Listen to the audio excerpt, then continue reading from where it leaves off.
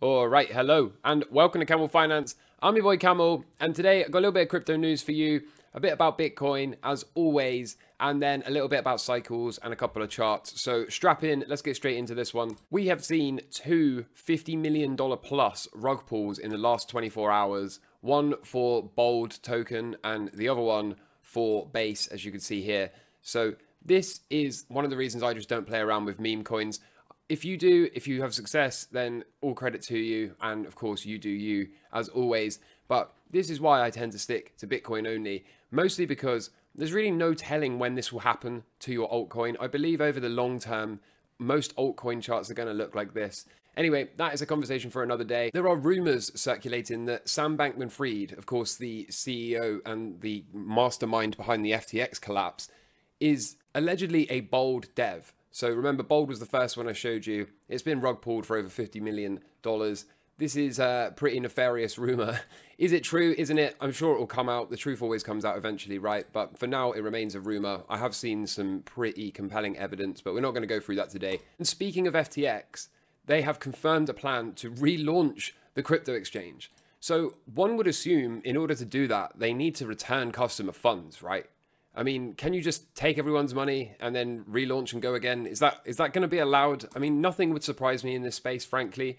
But as always, the message remains the same. Not your keys, not your coins. Make sure if you have any significant quantity of Bitcoin or cryptocurrency, you withdraw it and take true ownership of it. Bitcoin continues to be the king. Bitcoin adoption continues to climb as the number of addresses with a non-zero balance has just reached a new all-time high at 47.9 million addresses. So as you can see, up and to the right, as always, adoption continues, demand continues, and I'm sure both of these things are trends that will continue to continue. Had some nice Bitcoin news coming from Uber here. Uber is soon going to start accepting Bitcoin payments according to their CEO.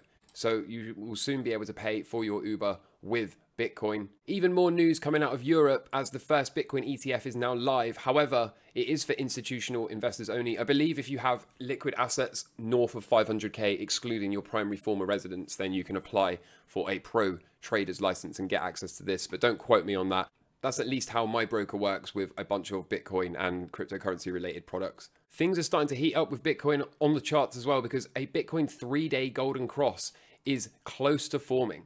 Now, if we can get this golden cross occur, we should be expecting to see a new significant uptrend for the price of Bitcoin. Bob Lucas here says the Bitcoin weekly chart is giving him May 2016 vibes. Well, what happened in May 2016? I've marked it for you here. This is the 9th of May 2016 in this blue vertical line. And as you can see, very, very, very good things happened to the price of Bitcoin shortly thereafter. And here I have a side-by-side comparison for you, 2015 to 2016. You can see we had a range, right? A bottom formation here and a break of the range lows, which was denoted by this big green candle right here. Then we put in the first little high of this whole breakout portion.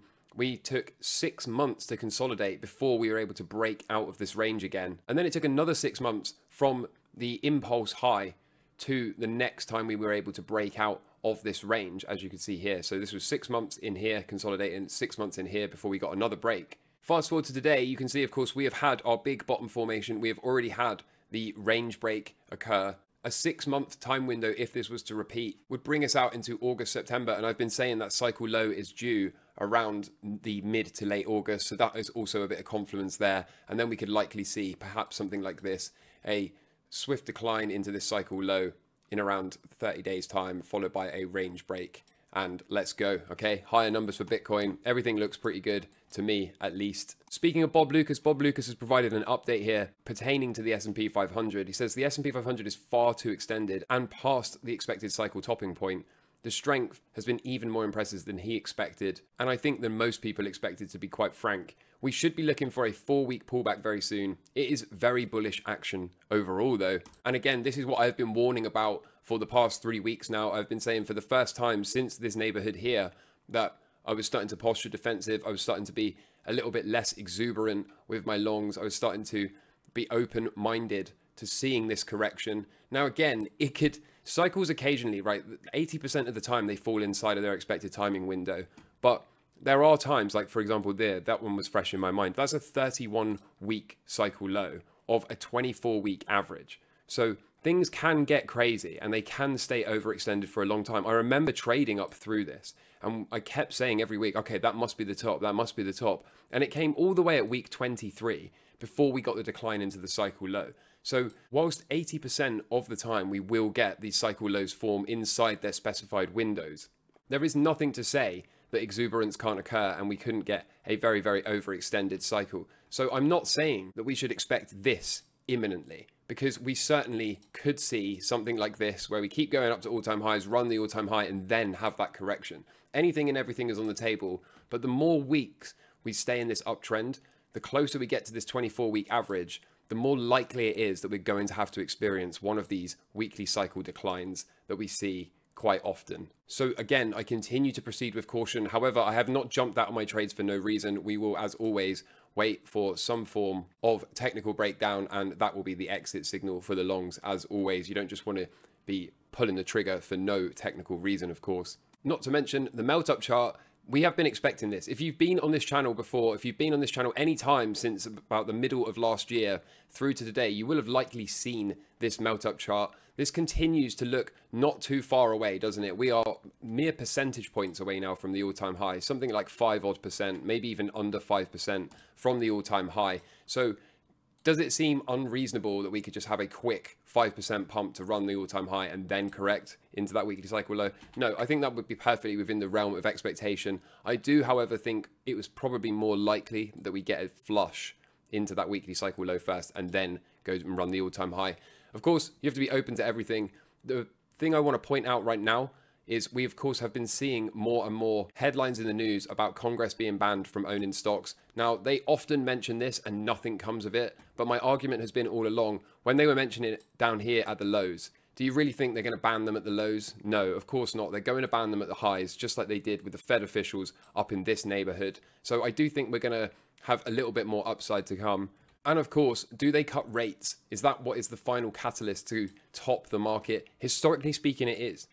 Retail get this wrong all the time. They think rate cuts are bullish for stocks, but historically speaking, they are not. And if I hop into this right here, you can see the current market expectations for the path of the Fed funds rate is that we will see pauses through September, November, December, January, and March's meeting before we see a cut. So what that tells me is, assuming this is correct and they don't start to cut sooner, we could easily be looking at something like this blue line here. We get this flush into the weekly cycle and then an extended rally way beyond all-time highs before we then get the correction catalyzed by the rate cuts. Now, as ever, I really don't like to put predictions out for the longer term because nobody knows what's going to happen in 6 weeks these days, let alone 6 months or a year down the line. We can say with confidence, if this is the true path, if this here is accurate, then this blue line seems like the most probable outcome.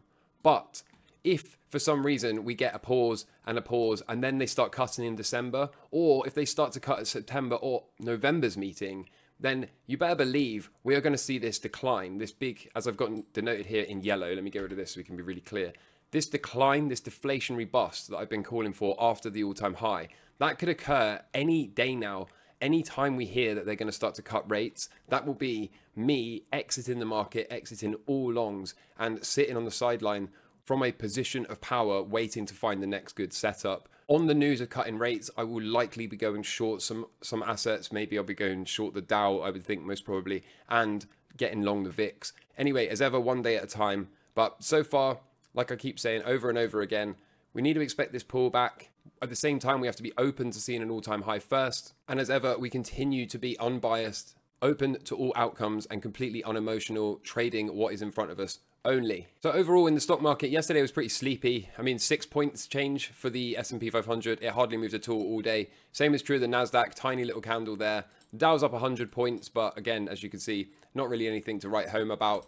The VIX still sub 14. Maybe a little counter trend spike is coming into that cycle low for the S&P 500. That's to be determined, but I do believe worst case scenario, we're going to see something like this, then a rollover, and then when we get down to this neighborhood, you'll hear me sounding the alarm to trade the breakouts. This right here is the FTSE 100. It's been a while since I've covered this or traded this, but I wanted to point this out. Look, we are into the yellow line of resistance at the moment. Are we going to get some kind of reaction and a breakout, something like this perhaps? If we do, I think that can be a long from me. So consider this a trade idea at the moment. Not saying I'm going to take this trade, but if the setup comes then and it's clean, then I guess I'll have to respect that. It's one idea for now anyway. Of course, if I change my mind, if I take the trade, I will of course let you know. Apple, rinse and repeat, above support, so we keep pushing it. Tesla, kind of lining this up for a trade idea. If I zoom out a bit, this big down sloping purple resistance line, as I've been saying over and over again, break out of there and you could see me go long. But for now, it's in no man's land, and I wouldn't at all be surprised to see something like this out of Tesla. Precious metals also in no man's land beneath this green line of resistance. So break out of there and I'll add this second long, as you can see. But right now we have to be open to seeing one more undercut of the low and then moving the cycle low across. So we'll see what happens there. A couple more days of price action is needed. Same deal with silver really. Dollar index is thinking about being a problem child, isn't it? Dollar index threatening a breakout here. So if we see that, does it mean imminent risk off scenario? I don't think so, not necessarily. But I think what it could indicate is that what people are doing is exiting the stock market as it forms that cycle low. Remember, we're expecting to see this couple of weeks flush, 2 to 4 week flush into a low. It doesn't mean it has to be a crash. In fact, Bob is suggesting that we might only come down as low as around 4,300 or 4,200 in the worst case scenario. So somewhat of 10% correction.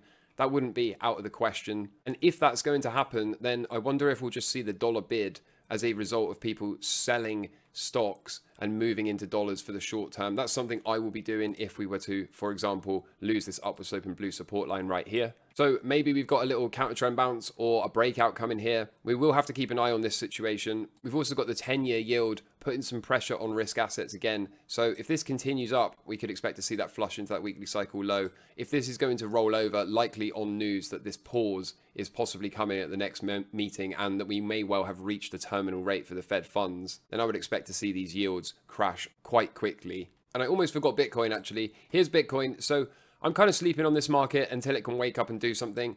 To me, it seems that we're well past the midpoint of this cycle. We have broken down from this bull flag. It tells me that this path that I've highlighted down into this cycle low towards the middle of August is the most probabilistic outcome right now for Bitcoin. So I'm happy to sit here, wait for the price to pull back, wait for a swing, and we can buy that swing. And then I expect fireworks coming for the price of Bitcoin. So overall, it's got the feeling of a slow week. Perhaps it's the calm before the storm. Like I keep saying over and over and over again, we have to be open to all outcomes, and that includes a pullback into a weekly cycle low and a quick blow off top move to all-time highs before we get that flush. Either way, that flush is coming. It's a matter of when, not if. In the meantime, I hope you enjoyed today's video. I hope you're doing well in life. Take care from me. All the best. Cheers. Bye.